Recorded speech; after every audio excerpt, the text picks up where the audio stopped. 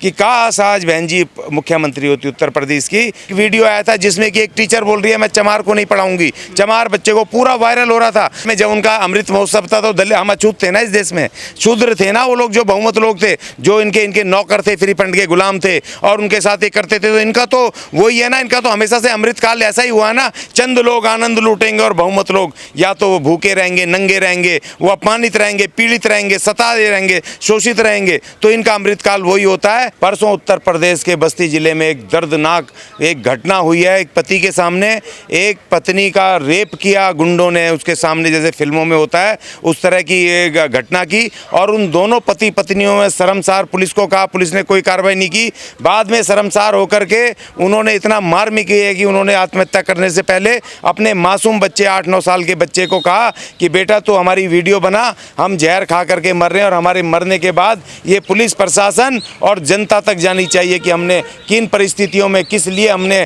आत्महत्या की है। और उस मासूम बच्चे को ये नहीं पता कि अपनी माता पिता का वो वीडियो बना रहा मरते हुए जो जहर खा रहे हैं। ऐसी मार्मिक घटनाएं कभी नहीं हुई। और मैंने कल लिखा ट्विटर पे कि काश आज बहन जी मुख्यमंत्री होती उत्तर प्रदेश की, तो इन मासूमों को इस तरीके से वो नहीं बनाने पड़ते, अपने माँ बाप के आत्महत्या करते हुए वीडियो नहीं बनाने पड़ते। इस तरह की घटनाएं चरम पर हो रही हैं। अब सिस्टम, पूरा प्रशासन या कानून व्यवस्था चौपट हो गया है और इस तरीके से मैं इसकी कड़ी निंदा करता हूँ घोर शब्दों में। और मैं जनता से, पूरे देश की और उत्तर प्रदेश की जनता से अपील करता हूँ कि बहन कुमारी मायावती जैसी नेता को आपको लाना चाहिए, चाहे प्रदेश में हो चाहे राष्ट्र में हो। लेकिन उत्तर प्रदेश में कहा जाता है योगी जी के द्वारा कि यहाँ या तो वो जमीन छोड़ गए या फिर वो जो है जिंदगी से चले गए हैं। जिस मुख्यमंत्री ने अपने ही 350-400 केस इतने खतरनाक हत्या के और दुनिया भर के केस जो माफ कर करके वो बैठा हो, कैसे उसके उसमें से कैसे चले जाएंगे। हाँ, जो दूसरे दलों के, जो दूसरे छोटे मोटे जो वो थे क्रिमिनल,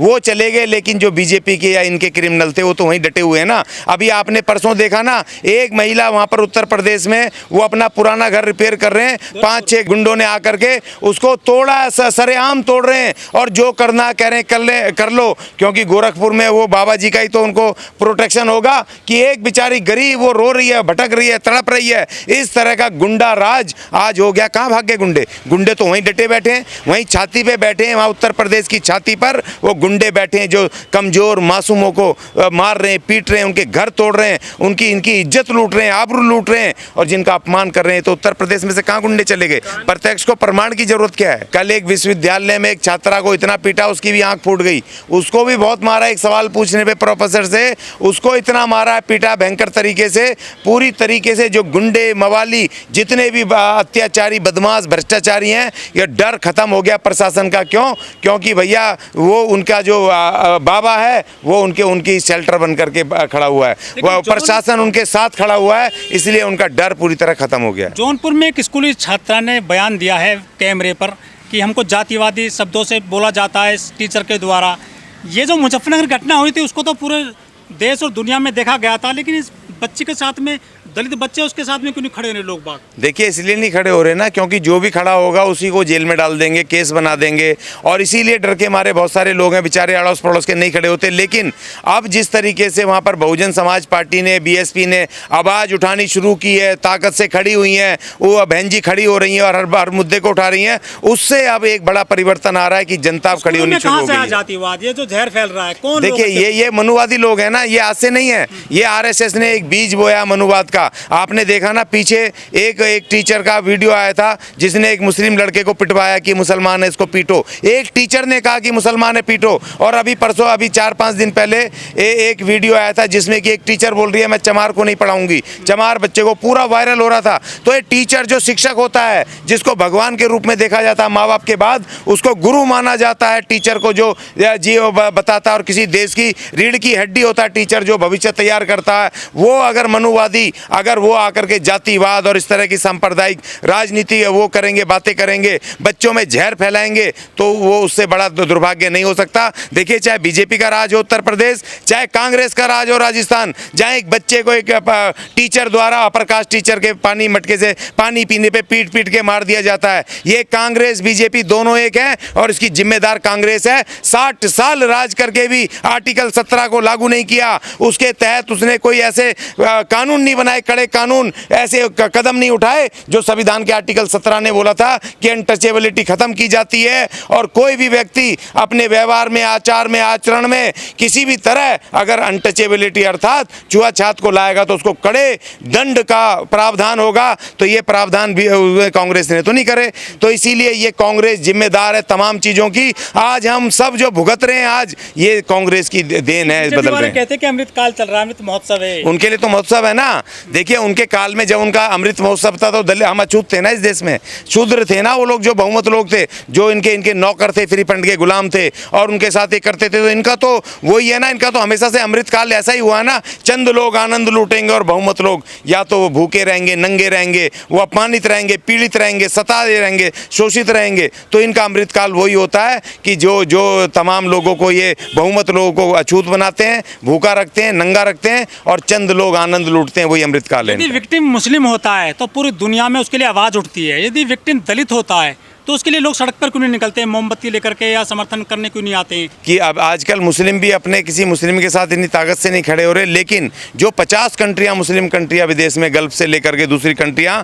वो तमाम एकदम से एक्टिव हो जाती हैं और वो इनको धमकी दे देती हैं, हम तुम्हारे लोगों को भगाएंगे, इनका राशन नहीं लेती, इनके साथ व्यापार बंद कर देते हैं। तो इनको बिल्कुल बैकफुट पे आना पड़ता है। मुस्लिमों को इंटरनेशनल जो शक्ति मिल रही है उससे उनकी ताकत बन रही है, लेकिन हम दलितों की, हमें अंतर्राष्ट्रीय ताकत नहीं है। अंतर्राष्ट्रीय स्तर पर हमारा देखिए, यहाँ से G20 खत्म होते ही अमेरिका के राष्ट्रपति ने वहाँ जब पहुँचा बाहर तो उसने कहा कि यहाँ लोकतंत्र खत्म हो गया, मुस्लिमों को प्रोटेक्शन नहीं मिल रही है। और वहाँ पर यूनाइटेड नेशन के चीफ ने वहाँ तुरंत बयान दिया और यहाँ पर आकर के उसको पकड़ा, जो राजस्थान, जो वहाँ का उसका गुंडा था, यहाँ का गुड़गांव का वो बदमाश, उसको तुरंत पकड़ के जेल में डाला क्योंकि इंटरनेशनल प्रेशर क्रिएट हुआ। लेकिन हमारे लिए, हम दलितों का, हम SC STs का इंटरनेशनली हमारा कोई बोलने वाला नहीं है, यूनाइटेड नेशन भी नहीं बोलता, ये कोई नहीं बोलता, तो हम कहाँ जाएं? क्योंकि अमेरिका को, यूनाइटेड नेशन को भी 50 कंट्रियों से, मुस्लिम कंट्रियों से पैसा मिलता है, रिबेट मिलती है, इसलिए वो भी मुस्लिमों के लिए बोल देते हैं। लेकिन हमारे लिए कोई नहीं बोलता, इसलिए हमारी आवाज़ यहीं दब जाती है।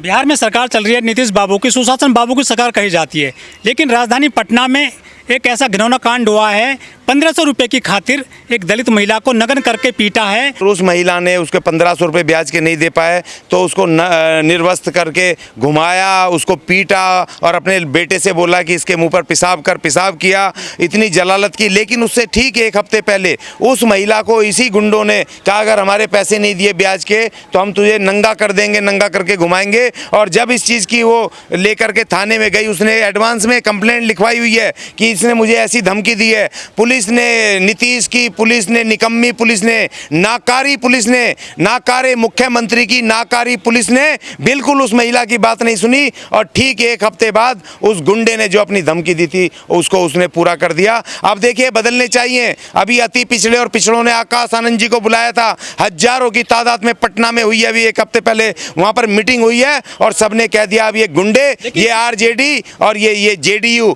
अब ये इनको पूरी तरह से मिटाएंगे और बहुजन समाज पार्टी को बिहार में लेके आएंगे। जो डिप्टी CM है तेजस्वी यादव, वो तो कहते हैं कि हम जो सोशल जस्टिस की राजनीति कर रहे हैं, वो तो खुद OBC हैं। नहीं, कहाँ सोशल जस्टिस की राजनीति कहाँ हो रही है? देखिए, जिस राज्य में ये समझ लो कि जो पिछड़े से अति पिछड़े हो जाएं, देखिए 2 बड़ी बात, एक तो जो पिछड़े थे वो तो थे ही पिछड़े, उसमें से वो खुद अति पिछड़े घोषित कर दें, और जो दलित थे उन दलितों में से वो अति दलित, इसका मतलब आर्थिक शैक्षणिक रूप से वो कमज़ोर हुए, तो उनमें भी आपने डिवाइडेशन करना पड़ा आपको कि ये अति पिछड़े हैं, ये पिछड़े हैं, ये अति दलित हैं, ये दलित हैं। इसका मतलब तुम्हारे उसमें अति दलित और अति पिछड़े हुए हैं। इसका मतलब तुम्हारा सुशासन नहीं है, ये दुशासन है तुम्हारा कि तुमने इस शासन में सिर्फ मलाई चाटी है बीजेपी के साथ मिलकर के, तुम बीजेपी के एजेंट के रूप में काम किया है और तुमने कुछ नहीं करा। चाहे ये तेजस्वी हो, चाहे कोई भी है, सारे प्रेशर में काम कर रहे हैं बीजेपी के, क्योंकि तभी इनको छोड़ा गया है। अपने लालू प्रसाद यादव जी को 5 केसों में सजा हुई और इसीलिए 2.5 साल पहले छोड़ रखा है। इसीलिए ये बीजेपी कांग्रेस एक है। अब इनको बदलने का समय आ गया। बहन कुमारी मायावती को देश का प्रधानमंत्री बनाने का समय आ गया है।